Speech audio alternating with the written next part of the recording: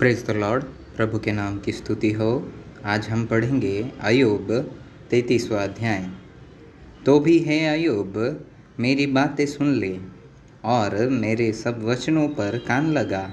मैंने तो अपना मुंह खोला है और मेरी जीभ मुंह से चुलबुला रही है। मेरी बातें मेरे मन की सिधाई प्रकट करेगी। जो ज्ञान मैं रखता हूँ उसे खराई के साथ कहूँगा। मुझे ईश्वर की आत्मा ने बनाया है और सर्वशक्तिमान की सांस से मुझे जीवन मिलता है। यदि तू मुझे उत्तर दे सके तो दे।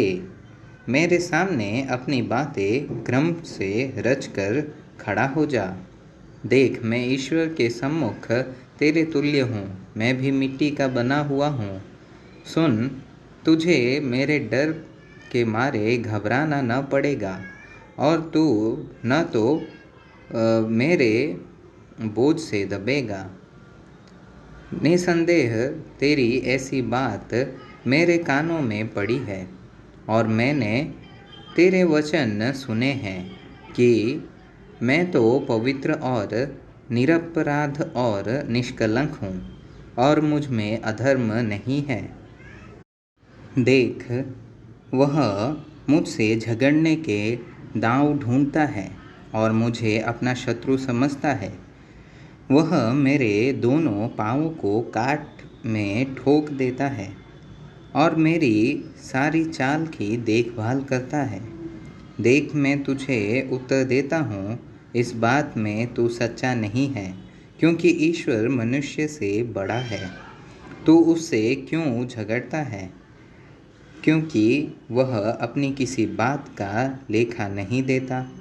क्योंकि ईश्वर तो एक क्या वरन 2 बार बोलता है, परंतु लोग उस पर चित्त नहीं लगाते। स्वप्न में व रात को दिए हुए दर्शन में जब मनुष्य घोर निद्रा में पड़े रहते हैं व बिछौने पर सोते समय, तब वह मनुष्यों के कान खोलता है और उनकी शिक्षा पर मुहर लगाता है, जिससे वह मनुष्य को उसके संकल्प से रोके और गर्व को मनुष्य में से दूर करे। वह उसके प्राण को गड्ढे से बचाता है और उसके जीवन को खड्ग की मार से बचाता है। उसे ताड़ना भी होती है कि वह अपने बिछौने पर पड़ा पड़ा तड़पता है और उसकी हड्डी हड्डी में लगातार झगड़ा होता है, यहाँ तक कि उसका प्राण रोटी से और उसका मन स्वादिष्ट भोजन से घृणा करने लगता है। उसका मांस ऐसा सूख जाता है कि दिखाई नहीं देता और उसकी हड्डियाँ जो पहले दिखाई नहीं देती थी निकल आती है।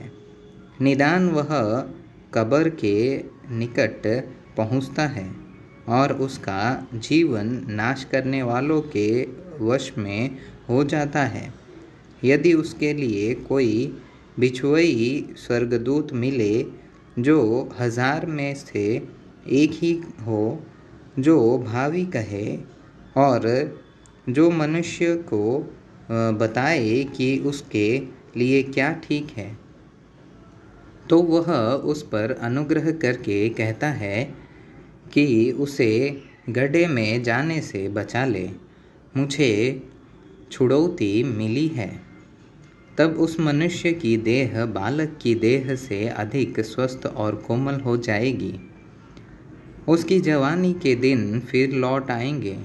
वह ईश्वर से विनती करेगा और वह उससे प्रसन्न होगा। वह आनंद से ईश्वर का दर्शन करेगा और ईश्वर मनुष्य को ज्यों का त्यों धर्मी कर देगा। वह मनुष्यों के सामने गाने और कहने लगता है कि मैंने पाप किया और सच्चाई को उलट पुलट कर दिया, परंतु उसका बदला मुझे दिया नहीं गया। उसने मेरे प्राण कब्र में पड़ने से बचाया है। मेरा जीवन उजियाले को देखेगा देख, ऐसे ऐसे सब काम ईश्वर पुरुष के साथ 2 बार क्या वरन 3 बार भी करता है, जिससे उसको कब्र से बचाए और वह जीवन लोक के उजियाले का प्रकाश पाए। हे अय्यूब, कान लगाकर मेरी सुन, चुप रह, मैं और बोलूँगा।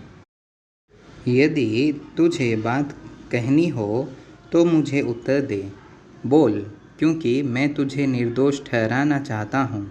यदि नहीं तो तू मेरी सुन, चुप रह, मैं तुझे बुद्धि की बात सिखाऊंगा।